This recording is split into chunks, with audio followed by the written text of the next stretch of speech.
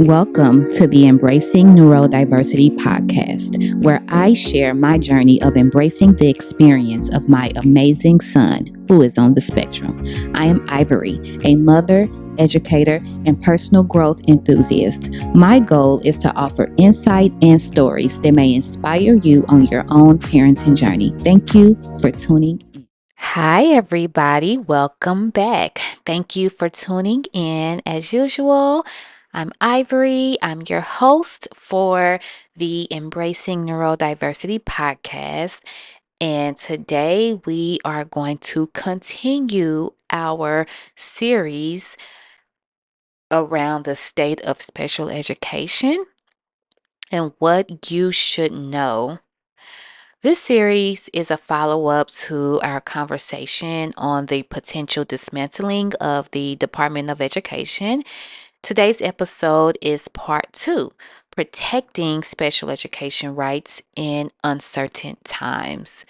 So in this episode, we will take a deep dive into IDEA. It's an acronym.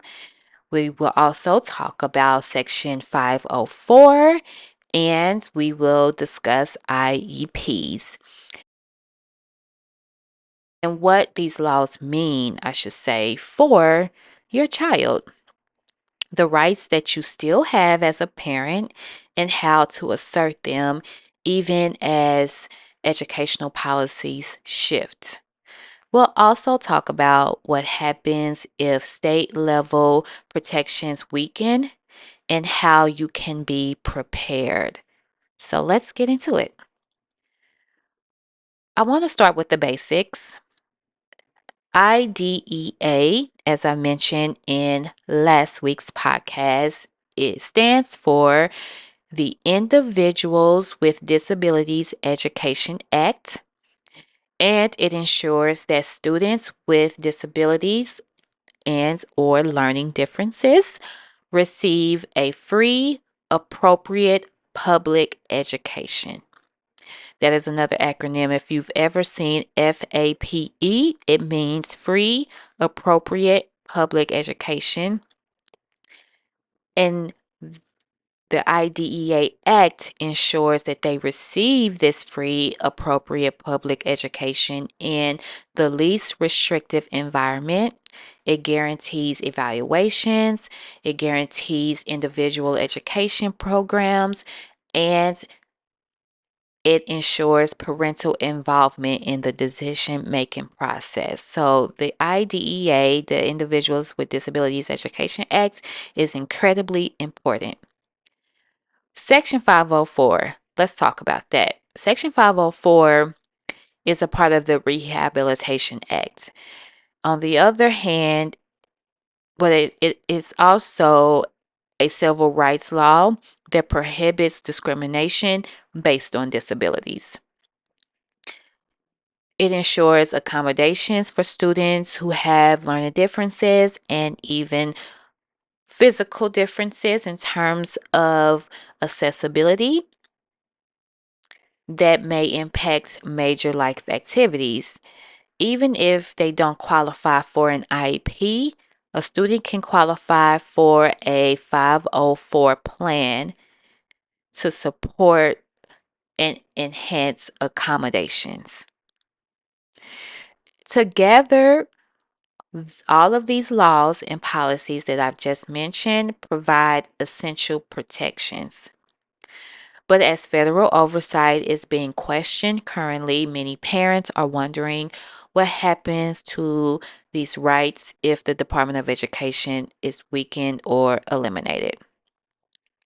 And while right now the answer is unknown and perhaps a bit complex because of all the uncertainties, these laws are still currently on the books, but their enforcement depends on state and federal structures, right? So I want you all to think about this from a macro level, federal, and a micro level, state, right? If oversight shifts to states on the micro level, accountability and access may become inconsistent. And so as I mentioned last week, equitable practices are incredibly important as it relates to children receiving education and quality education, I should say. And equitable practices are even more important for our students who have learning differences. And so, if state sanctions are what our families will lean upon, that will impact equitable practices across the board. That's not to say that inequity has not been an issue in the past and in the current state, because it has, but the accountability will lessen. One of the most important things you can do right now is become rights literate. And what I mean by that is that you need to understand not only what your child's rights are, but how to assert them. So, here are a few ways that you can do that. Learn how to request an evaluation for your child if you suspect that something is different or delayed. Always participate in meetings as it relates to your child's education, particularly the IEP, Individual Education Plan meeting, and contribute to setting goals. Come with your own goals, come with your own ideas and plans, because I remember, as I've told you all before, you know your child best.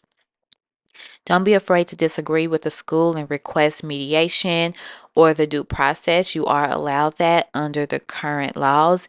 And always access your child's educational records requested. You are allowed to have them at any moment, and you keep a record of them as well.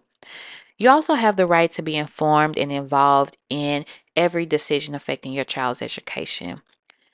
I've mentioned this in my Transformative Parent Playbook, that parents should not have to fight so hard for their children to be seen and supported. But when we do, we must fight with knowledge, resilience, and community.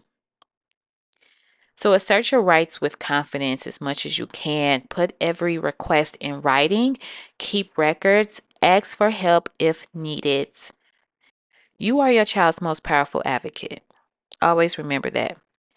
My background in education equipped me with the confidence to be able to speak to educators and enter my son's IEP meetings with clarity and with goals and to navigate them. I am aware of that, which is why I do this work to support other parents and remind them that they too have the tools to be able to advocate for their child and to not be intimidated by the system. However, there were still things that I too needed to learn and am continuing to learn. And so I learned over time to ask questions, even if I'm unclear, despite what I've known in the past, to sit through meetings where I felt overwhelmed, and to ask for things in writing consistently, and to also follow up. That is so key. This is not going to be an easy process for any of us. It's not designed to be easy, unfortunately. But when you are informed and you know the law, and when you understand policies, particularly under the IDEA Act and how the IEP process works, you can walk through and into those meetings with more confidence and clarity. Confidence and clarity comes with knowledge and being informed. Now, let's talk about the possibility that federal protections could weaken. What can you do to safeguard your child's rights if things change? Here are a few strategies. Build relationships with teachers. I've said this before. It's always important, but it's more important now. Build relationships with the school leaders. They must see your face. In the summer, when there is a back to school event, go to that event. Meet your teacher events. Go to those things. If there are volunteer opportunities, if your schedule allows, attend those field trips. Attend those. They should know your face. Even when policies shift, strong relationships can create informal support, right? Even when policies shift, relationships create strong support. Know your state laws. Some states offer stronger protections than others, so Go onto your state websites, talk to your local officials, talk to your school board officials, learn what the state laws and policies are so that you are operating accordingly. I mentioned this last week. Find parents in a support group so that you all can collectively advocate together. There is power in numbers. Document everything. Document everything, put everything in writing, and then continually educate yourself. These 5 strategies will always consistently be vital and important on this journey. Remember, your voice matters. I know that this can feel overwhelming, but here's what I want you to take away from this journey. The more you know, the stronger your voice becomes. The more you know, the stronger your voice becomes. Your child deserves to be supported, seen, and celebrated for who they are. Let's make sure we're not only protecting their rights, but we're also protecting their dignity and their future. So this is beyond the dismantling of the public education. This is beyond policy shifting. This is about being seen, being heard, standing in our dignity, and ensuring that our children have a strong future because they deserve it too. If today's episode resonated with you, share it with a parent who needs to hear it. Don't forget to subscribe so that you don't miss another episode. Next week, we are going to focus on the power of local advocacy and how to influence change right where you are in your community. So until next time, as always, take care of yourself. Have a great week. Remain hopeful. Bye.